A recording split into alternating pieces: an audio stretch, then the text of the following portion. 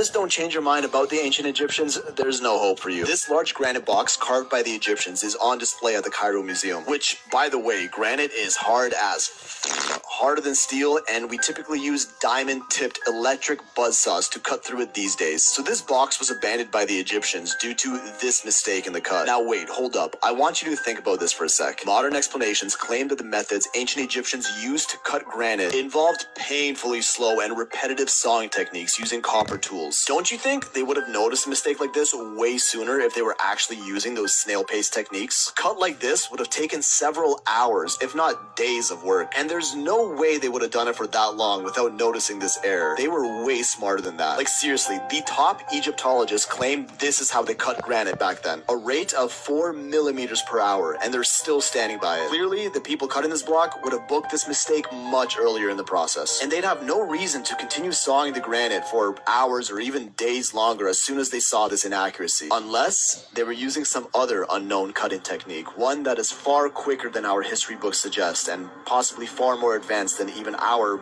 diamond-tipped buzzsaws. Hey, yo, I gotta go. I've said too much. Straight.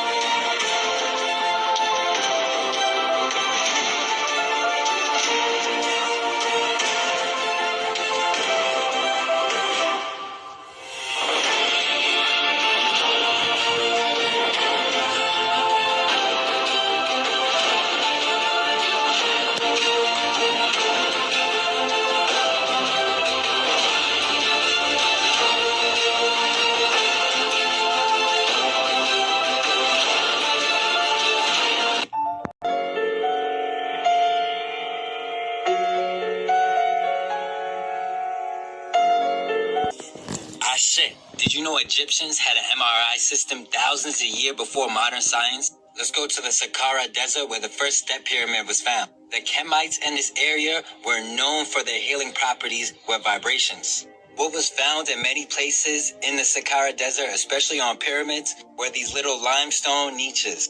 A patient would put their head in there, a priest would stand on a platform and intone a series of sounds. The sound vibrations would aid the healer, allowing them to see a holographic image in their mind's eye, showing them what's exactly going on in their body, just like how modern MRIs are used today. Blockages of all aspects would be known to the healer. A conscious connection would be made with the healer and the patient. I'm telling y'all, we think we advanced now, but our ancestors was 10 times more advanced than us. But the only way they can control us is if they contain the capacity of our knowledge and what we know as advanced. So much different than we've been taught. There was once a civilization that was wiped out because it threatened the profits of the oil industry. The Tartarian Empire was a society where they had discovered ancient knowledge about farming atmospheric energy. They incorporated special coils into all of their architecture, and their entire society was powered for free.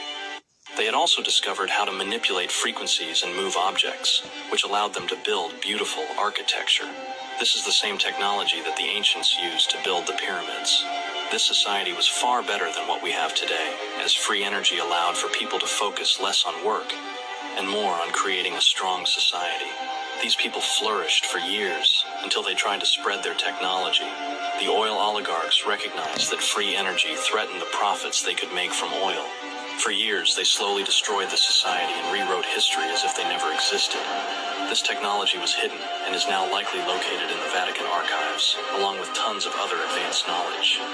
ancient Egyptians didn't have advanced technology. How were they able to achieve such a high level of detail and accuracy? The symmetry we see all throughout Egypt is incredibly accurate and smooth, and not something we can really perceive as possible with copper chisels and hammers. When we look at the evidence, we see signs of technology beyond what we have been led to believe was possible at the time. Even errors in workmanship, which would have been noticeable for anybody who was manually sawing through hard rock, allowing them to stop way before the point of which is shown in these images. However, if this was created with some form of machinery or laser technology, it would likely take a second or two to realize. Another smoking gun on advanced Egyptian technology is the study by scientists in 1984, which discovered that the casing stones on the Great Pyramid of Giza were actually a ground-up, man-made formula of limestone and other materials. If the Egyptians were doing, I think they were the most advanced civilization that ever existed.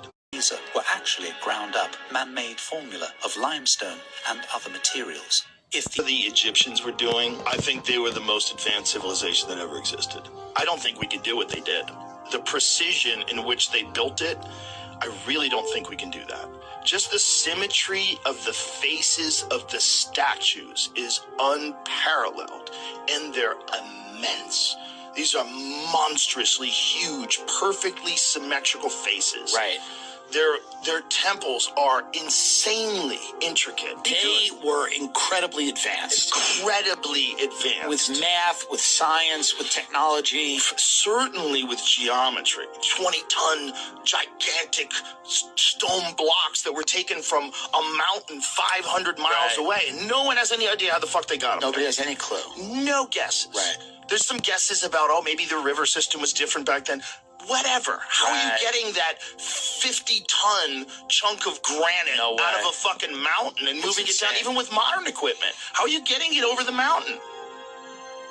What technologies are you talking about? We're looking at technologies that are not the same as ours. Yes. And that's partly why archaeologists can't see them, because they're looking for us in the past, and they're not open to the possibility that there are whole other kinds of technology that could be used. Right. I always go back to the ancient Egyptian traditions that speak of priests chanting as these huge blocks were lifted into the air. Were they using some kind of sound effect, some kind of use of sound that was able to manipulate matter? We know that sound can manipulate matter, as a matter of fact, but they're lifting these blocks, and again and again it appears in ancient Egyptian traditions.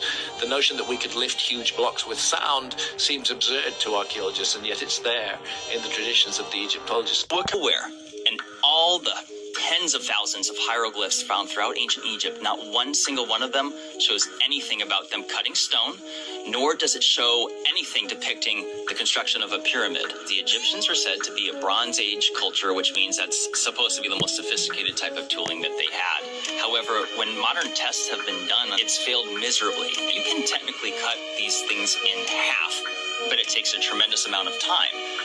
And if they were said to be tombs for the pharaohs, and keep in mind there's something like 118 pyramids in Egypt, they were all said to be done in a chronological order and within a certain period of time. When we were talking tens of millions of stone blocks in aggregate, and then all the other tens of millions of blocks that make up statues, casing stones, when you're doing it with methods that can barely get in more than an inch an hour, so slow, and not to mention the precision is nowhere near it.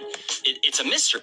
Past may have come into contact with highly advanced technology, and they didn't even try to hide it from us. Starting in Egypt with this hieroglyph uncovered in the Temple of Osiris. Just have a look at these and tell me if you see anything, because I don't know, maybe I'm the one that's tripping here. But does this not look like a helicopter? Maybe a tank or a boat?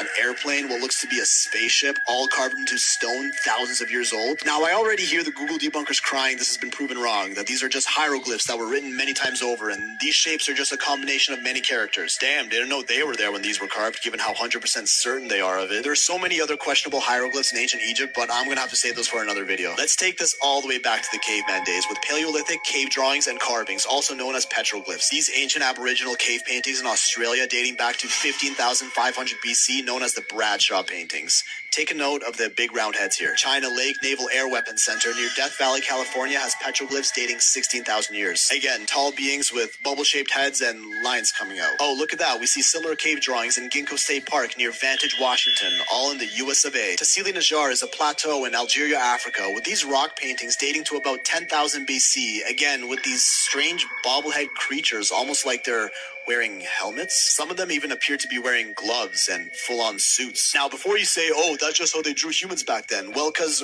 right beside them, we have these drawings of completely normal-looking beings. So what are these creatures? Other side of the world, in Torre Muerto, Peru, petroglyphs around 12,000 years old of beings with bubbles around their heads and lines coming out. Across the ocean to Asia, cave paintings in Chhattisgarh, India, dating about 8,000 BC, feature bubble heads with lines coming out. Over to Europe, the Val Camonica prehistoric rock art in Italy, over 5,000 years old, and you tell me what you see here. A human-looking creature holding strange tools, wearing a bubble helmet with lines coming out of it. Yeah, because prehistoric humans around the world just all decided to draw the same thing, right? Then we start to come out of the Neolithic era to the oldest known civilization, the Sumerians, whose tablets include this stone carving. We have no clue what this is, but it really do look like some flying object with some force field coming out from underneath. And this other tablet looks pretty innocent until you notice this. Doesn't that kind of look like a sun shape that just so happens to have 9 balls around it? Exactly the amount of planets in our solar system. Guess they counted Pluto. So did they have advanced knowledge of our planets over 4,000 years ago? Back to the Egyptians, we see this dude in some serpent-looking craft. Could be part of their mythology, but then we see the exact same thing in the Maori of New Zealand and the Aztec and Olmecs of Central America. And now the Mayans. Oh man, what on earth is this carving? Some complex-looking contraption complete with hand controls and something up his nose? Not to mention they seem to be wearing helmets again, which sure could be decorative, but what on earth are these contraptions they're in? Is this their way of interpreting spaceships? These Mayan discs, allegedly revealed by the Mexican government, are over 1,000 years old and hidden until 2012, and I mean, just look at what's going on here. Granted, there's a lot of controversy around these, and they do seem a little fishy, but physicist Nassim Haramein gave a full presentation about it, so I don't know, you be the judge. This 3,000-year-old spaceship carving found in modern-day Turkey, but of course debunkers will admit it's anything but that. A silver-suited figurine wearing a helmet and gloves found in a Ukrainian village dating back to 600 BC. Carvings of people wearing helmets and full-on suits and gloves at the Hoysalaswara temple in India, dating back to about 900 years old, if not more. Are those spacesuits? Note that these are different from these spacesuit statues in Spain, which were actually just part of our restoration project in 1992, so don't be fooled. Even as recent as the Renaissance, tell me, what on earth are these little creatures flying in spacecraft doing in a Jesus painting from 1350? Look closely and you'll find similar flying saucers in dozens of these works of art over hundreds of years old. I mean, seriously, this list is endless. The more I looked, the more I found. And the angels you see in religious Renaissance paintings have been around a lot longer than you think. Predating even the Bible, depictions of winged beings were very popular among Egyptian hieroglyphs. And we see the same pattern in the carvings of the Sumerians, which are even older. Some of them even going a step further and showing these beings with the head of a bird. Now, why the obsession with birds?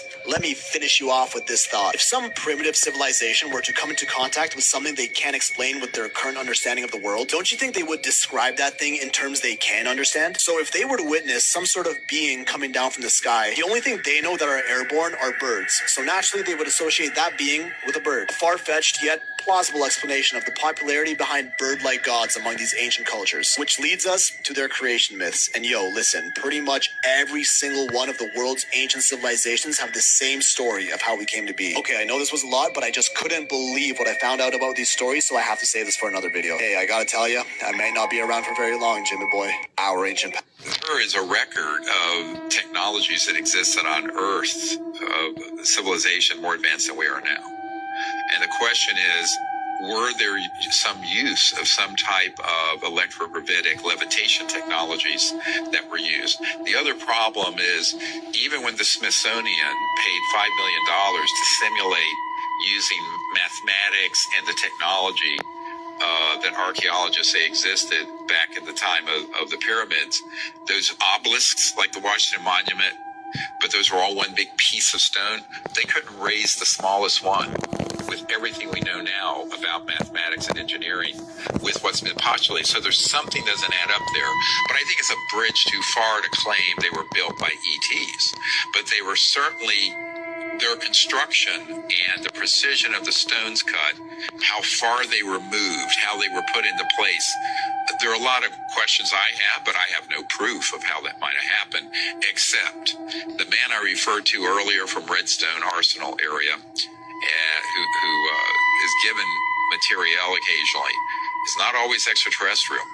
He has been given objects that are tens of thousands of years old or older, that are technological, that have been found in the ocean and elsewhere, that were of human origin and were extremely advanced technologies.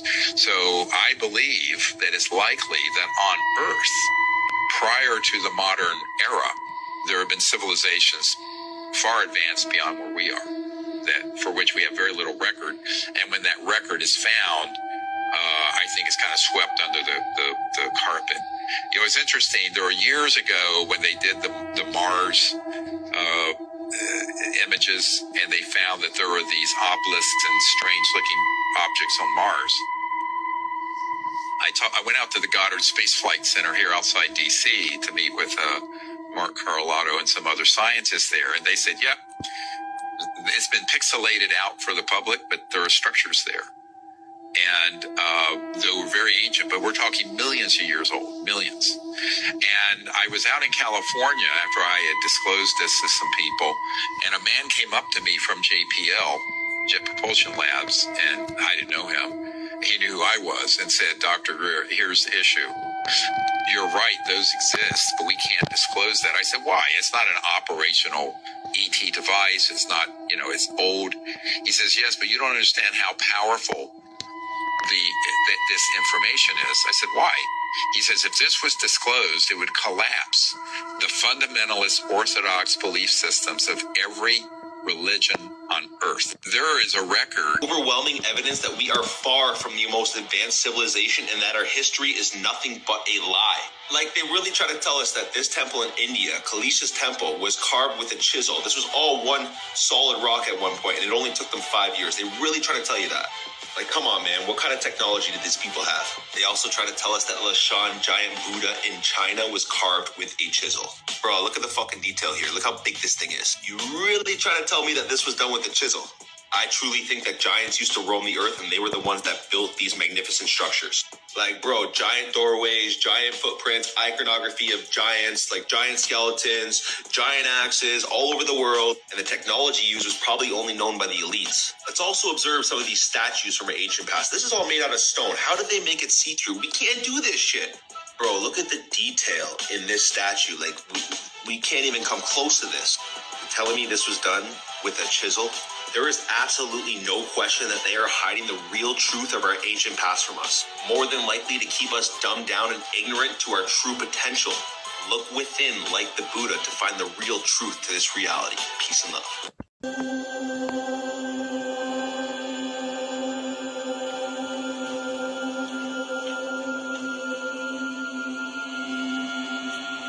Real fucking thing that happened. Somebody unexpectedly launched a surface-to-air missile and hit the UFO. It fell to Earth not far away and exploded by flaring up with an extremely bright light. At that very instant, 23 soldiers who had watched the phenomenon turned into stone poles. Only 2 soldiers who stood in the shade and were less exposed to the luminous explosion survived. Remains of the UFO and the petrified soldiers were transferred to a secret scientific research institution near Moscow. Specialists assumed that a source of energy that is still unknown to Earthlings instantly changed the structure of the soldiers' living organisms, having transformed it into a substance whose molecular composition is no different from that of limestone. This is an extremely menacing case. The aliens possess such weapons and technology that go beyond all our assumptions. They can stand up for themselves if attacked. Suggesting that ancient civilizations may have possessed advanced technology. Firstly, the Hathor Temple in Egypt. Here there is a carving known as the Dendera light. Its design resembles the filament bulb technology we use today, with a core resembling a snake, which is the filament of the bulb, and the bottom part being where the power source is received. The second location is the Feathered Serpent Pyramid in Mexico, a place of worship for a deity from the sky. Nothing special until 2003 when a Mexican archaeologist discovered a pipe leading down to a hidden basement beneath this pyramid. He found jade masks, gemstone eyes, and notably a large amount of mercury, an extremely rare natural conductor used in technologies such as fluorescent bulbs and modern electronic devices. Interestingly, ancient Sanskrit records from India mention that their gods also used this substance as fuel for their aircraft called Vimana. Thirdly, the ancient Mayan astronaut. In the pyramid worshipping King Pakal of the Mayan Empire, there is a stone slab carved older than the pyramid itself. The strange thing about this carving is that it depicts a person operating a machine with both hands, with the nose connected to something that could be an air supply tube, and fuel being burned and expelled at the bottom of the machine. Not only that, this machine appears all over the world in various civilizations, and is described as being used by entities from above the sky. Do you think that's just a coincidence? They already know that many of the structures of the old world were used to harness the free energy from the ether above. But there is also much evidence to suggest that these buildings, like the Vimana in India, were actually the flying craft from ancient advanced civilizations. And when you look closely at some of these temples, you can see the evidence hidden in plain sight. These pillars, and you've seen many on my channel, capable of spinning, ratioed like gears to an engine, and built like such as well, more so than a temple of worship. Perhaps flying machines like this was why we had such detailed maps long before alleged flight. Just look at some further comparison of these pillars, almost identical to heavy machinery of today. The reason there was depictions of flying machines in so much ancient art is because the artists at the time depicted exactly what they saw. Truly nothing new under the sun in this post-apocalyptic realm we live in. The comparisons go on and on, from the jet engine turbines. There has been many far grander civilizations than ours lost to our history. Another figment of our created history says it best. History is nothing more than a set of lies agreed upon. Question everything, friends.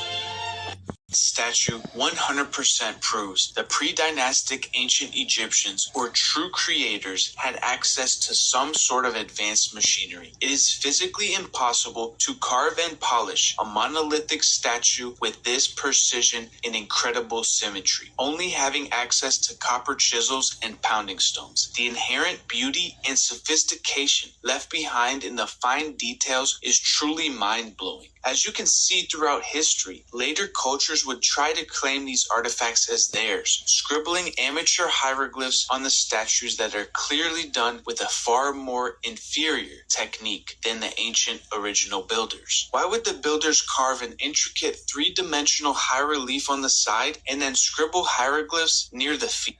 It just doesn't make sense unless it was done by two separate cultures. Clearly, mainstream archaeology is missing massive pieces of knowledge about this.